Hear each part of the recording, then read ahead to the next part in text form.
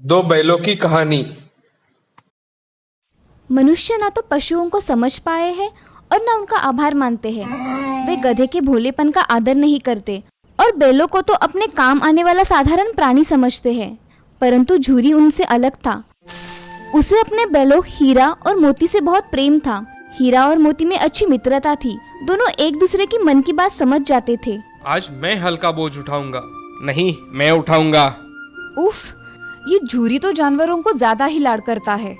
थका देने वाले दिन के बाद दोनों एक दूसरे को पुचकारते और झूरी उन्हें घास और चारा देता। एक दिन, ये हमें कहाँ ले जा रहे हैं?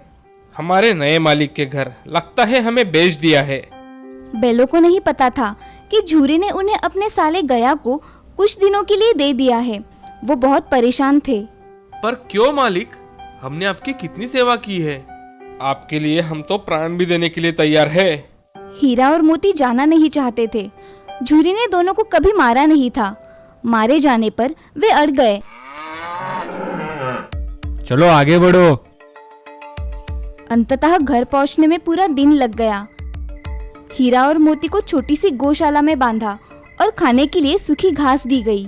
ये जगह, यहाँ के लोग, सब कुछ विचित्र है। चारा खाने का मन नहीं कर रहा है आज। दोनों एक दूसरे को सांत्वना देते रहे और मन ही मन जाने की इच्छा करते रहे। चलो खुट्टा तोड़कर घर लौट चले। खींचो हीरा। अगली सुबह जब झूरी की नींद खुली, मुझे तो अपनी आंखों पर विश्वास नहीं हो रहा है। हीरा मोती लौट आए। हीरा और मोती के लौट आने का समाचार फैलते ही इन बैलों का तो सम्मान करना चाहिए। मैं इन्हें रोटियां खिलाऊंगा। ये निराले हैं, अकेले घर लौटाए। ये बैल नहीं है, पिछले जन्म में ये अवश्य मनुष्य रहे होंगे। परंतु झूरी की पत्नी भड़क उठी। बड़े कृतज्ञ प्राणी है दोनों। कृतज्ञ? कृतज्ञ कैसे? इन्हें ठीक से भोजन नहीं दिया तो क्या करते? सभी तुम्हारी तरह इनकी देखभाल करते हैं क्या? पसंद आए या नहीं आए, इन निठल्लों को केवल सूखी घास ही खाने को मिलेगी। थोड़ी ताजी घास डाल दो। मालकिन मेरे प्राण ले लेगी। उसे पता नहीं चलेगा। और पता चला तो आप मेरा साथ नहीं दोगे? अगले दिन गया उन्हें दोबारा लेने आया। मुझे इस आदमी के साथ नहीं जाना है। संभल कर, गुस्से में तुम गाड़ी को गड्ढे में ढकेल दोगे। हीरा धीर गंभीर था। गया ने उन्हें दोबारा मारा नहीं, पर अरे फिर से वही सूखी बेस्वाद घास। मैं भूखा रह लूंगा पर ये नहीं खाऊंगा। तभी तुमने कुछ खाया नहीं? लो, मैं तुम्हारे लिए रोटियां लाई हूँ। वो गया की बेटी थी। उसकी अपनी माँ नहीं थी। वो अपने पिता और सौतेली माँ के साथ रहती थी। वो नन्ही लड़की उनके लिए हर रात रोटी लाती। उसके लाए भोजन से उनका पेट तो नहीं भरता था, परंतु दुखी मन को शांत अवश्य करता था। मैं और नहीं सह सकता। एक हाथ को अपनी सींगों पर उठाकर पटक देना चाहता हूँ मैं। ऐसा करेंगे तो ये नन्ही लड़की बेचारी अनाथ हो जाएगी। तुम मुझे कुछ नहीं करने दोगे। रस्सी तुड़ाकर तो भाग चले कम से कम। पर कैसे? रस्सी तो बहुत मोटी है। तभी तुम भाग जाओ। वे तुम्हारी नाक में नकेल डालने की बात कर रहे हैं। मैं तुम्हें खोल देती हूँ। तुम भाग जाओ। ये लड़की संकट में पड़ जाएगी। जाओ, भागो। भाग हीरा। दोनों बैल भागे जा रहे हैं। जल्दी आओ। दोनों मित्र जान बचाकर भागे। हमें उस आदमी को पटक देना चाहिए था। वो अपना कर्तव्य भूल गया तो क्या हम भी अपना कर्तव्य भूल जाए? और भागते रहे जब तक हम भटक गए हैं। अब क्या करें? पहले मटर की ये ताजी फलियां खा ले, फिर सोचते हैं। पेट भर खा लेने के बाद बाप रे, ये सांड तो हमारी तरफ ही आ रहा है। चलो भाग चले। हम कायर नहीं हैं। चलो मिलकर उसे पछाड़ते हैं।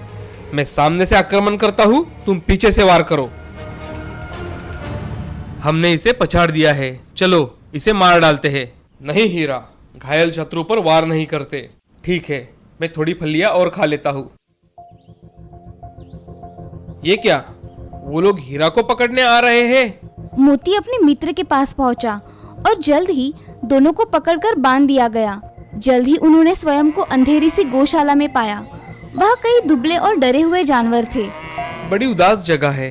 अगला दिन भी बीत गया, परंतु जानवरों को एक भी दाना खाने को नहीं मिला। मैं ऐसे नहीं रह सकता। चलो दीवार तोड़ते हैं। तुम तोड़ो, मुझ में अब दम नहीं बचा। गौशाला की दीवार कच्ची थी। मोती तब तक सींग मारता रहा जब तक दीवार तोड़ रहा है? रुक, अभी तुझे सबक सिखाता हूँ।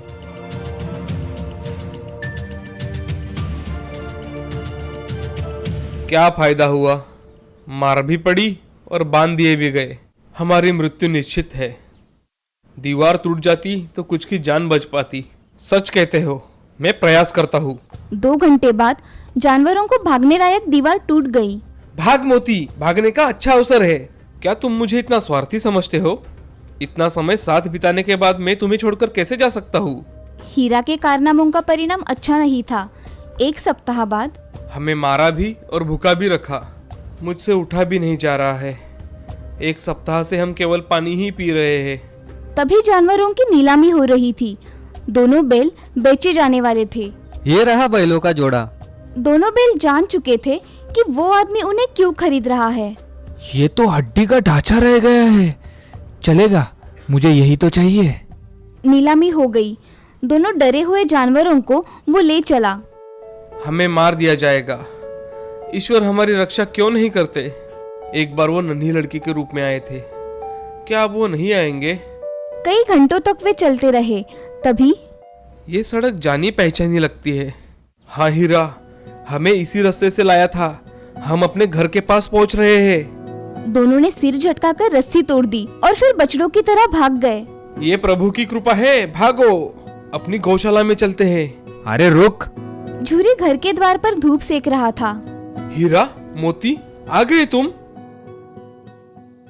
ये मेरे बैल है, मैंने इन्हें नीलामी में खरीदा है।